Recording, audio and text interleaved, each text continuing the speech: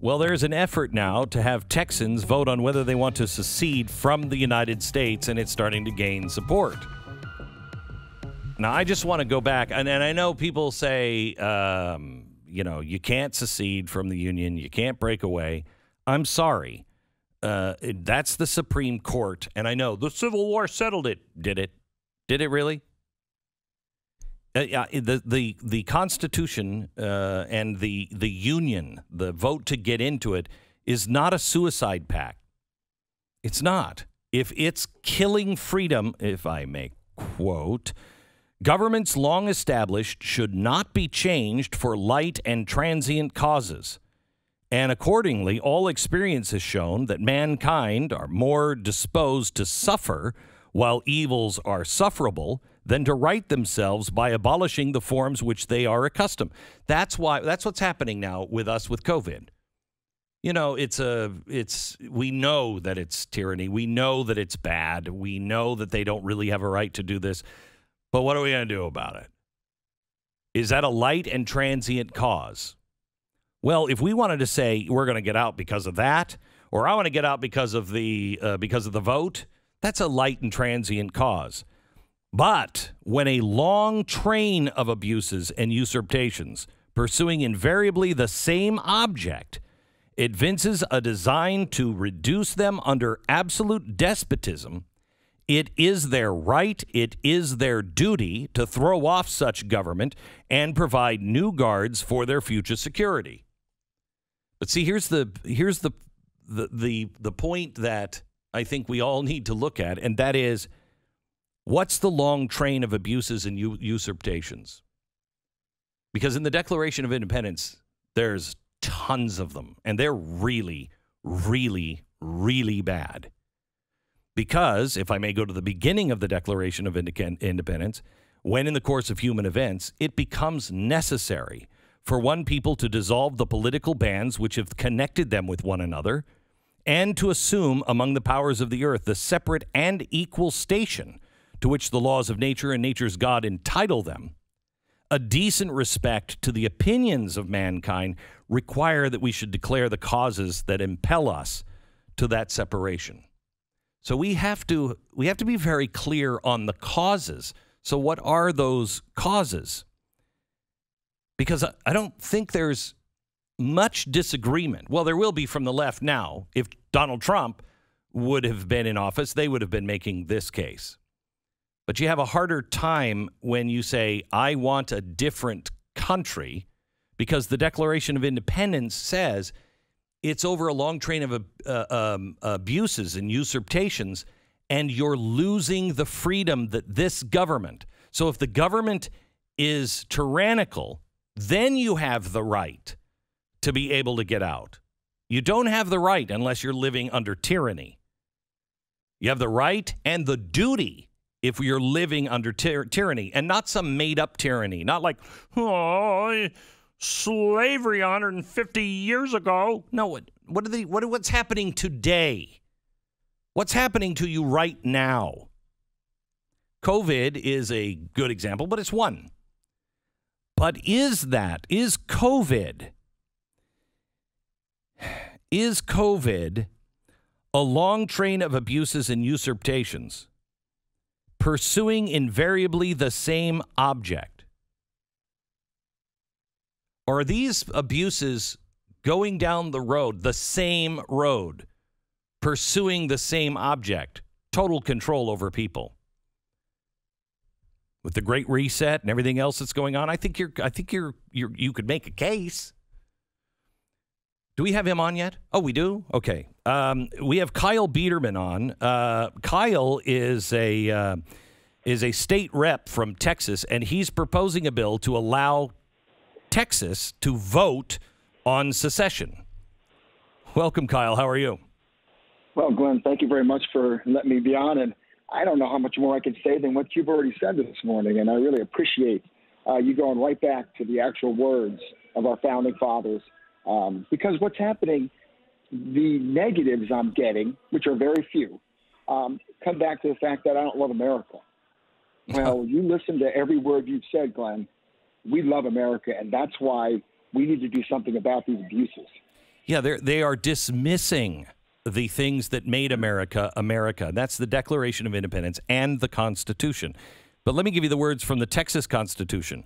All political power is inherent in the people. All free governments are founded on their authority and instituted for their benefit. The faith of the people of Texas stands pledged to the preservation of a republican form of government, and subject to this limitation only, they have at all times the inalienable right to alter, reform, or abolish their government in such a manner as they may think expedient. Does that mean the government of the state or the government they've aligned themselves with? Well, that is so true. And with Texas, as well as every state, the Constitution does not deny us the ability to leave. A lot of people say that says that. But again, the Constitution has the powers that are not delegated to the United States by the Constitution or prohibited by it to the states, are preserved to the states respectively, or the people. Right. The people is the real key word, Glenn. The people are the ones that can rise up and call out their government for the abuses, and call out their government for the grievances that they are entitled to make known. And we have so many grievances, and the people's voice is what's not been heard. So and that's what needs to be heard right now. So the real question is the grievances. Do they? I mean, let me go back to the Declaration of Independence. Governments long established should not be changed for light and transient causes. If you read the Declaration of Independence, the things the king was doing to people is much more than what's happening to us now. So what are those reasons, and do they rise to the level of get out? We're not going to be a part of this. Well, I'm going to tell you what the biggest problem is. The states have not, they've given up their authority and the power that the Constitution has given them. So it's really the states' fault that allowed us to be in the position that we're in. But some of the grievances would be our First Amendment rights. We've got a Bill of Rights that has been trampled on by this federal government. And so we've got our First Amendment rights, our Second Amendment rights, of course, free speech, religious freedom, the 10th Amendment, of course, which is all about states' rights. Mm-hmm. All these things are inherent rights that have been given to us that no one can take. So they're very similar to what England did to the colonists, back in the Revolutionary time. So I would say that the grievances are major, especially when it comes to the regulation, the forming of agencies and taking over healthcare and everything else that has been done by the federal government that is not their authority. But the states are the problem. They've given it to them. So if this were just a vote, I would vote for it. But if this were a vote, I think I'd have to really listen to the whole argument. If this were like Brexit, I would vote for it because it doesn't mean war. This will not be taken. I mean, you're just not going to secede. And, living in Texas and knowing Texans, I'm like, yeah, go ahead, stop them. But nobody wants that. Nobody wants that.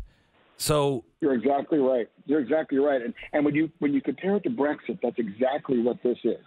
It is, okay, what do we do to get their attention? What do we do to get the discussion going, not just against the federal government grievances, but grievances with our own state? So we give the people a voice, we let them vote, and then if they vote yes, then the government needs to listen to the people, and the discussion begins. It could take years. And we don't know where all that's going to go. So but this is not a pick up your guns. This is an answer when people say, okay, so we've tried everything. What next? This is let's get their attention by all standing together and saying, we're not going to be a part of this very much longer. That's exactly right. That is exactly it. That's all the bill says.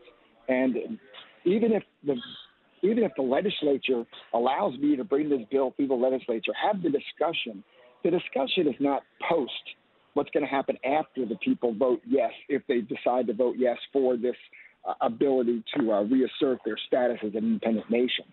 Now, after that, the bill will also delineate. Now is when committees need to be formed, the Texas legislature, federal government. Now we start the discussion on all those other things. But if we don't get that discussion going, then we're never going to be able to talk about these issues that are happening in our state and in our country. And other states are watching us, and they want to follow us. And Texas needs to lead on this issue. So, Kyle, does this bill say that we are seceding or that we have the right to secede? This bill just says that we have the right to reassert our status. If the bill passes, we don't leave. All it does is now we start the process of the discussion, forcing the legislature, the governments of Texas and the federal government to actually start talking about it. And, of course, with the other states. So a lot of people get worried that we're going to be seceding if we vote yes. No, we're not going to be seceding if we vote yes. Okay. Beginning of a process. All right. And have you seen any poll numbers on this? Do you think this would pass? Well, when you look at the poll numbers that have been happening for the last 5 years, it is trending upwards very much. And we do have polls where we have the majority of Texans that are in favor of this. But when I'm looking right now, since I put out my announcement about a week ago, the response has been tremendous. It's been from all over the world, I'm telling you, Glenn, but it's been tremendous. And again, the people that are worried in a way of the things that you just said. We want to be careful that this doesn't cause a civil war. Well, that's not what this is about. They're worried that, the next day we vote and then we're seceding. No, that's not the case. There's too much to go through. And we have a great example with Brexit. Brexit, the people voted. Then it took 4 years for the legislature. And that was just getting out of the European Union. Right. So this is really just putting some chips down on our side of the table. You know, you're not listening to us, so we're going to just lay a few more chips down on the table. Maybe that will get your attention. That's exactly what it is. That's a good idea. Again, this is Texas, and you know Texas. Oh, I know. You go right back to the Alamo. You go right back to the spirit of Texas, and that spirit is inside Texans. They just have allowed it to get too far, they have not really acted as they should. With the rate, this is going to wake people up. With the rate of people moving into this state, I am very concerned about that spirit because the Texans are, I've always felt, are born kind of feeling that, but it seems to be changing. It's not gone. I think it's still the majority, but it's moving in another direction fast, and we could become California fast.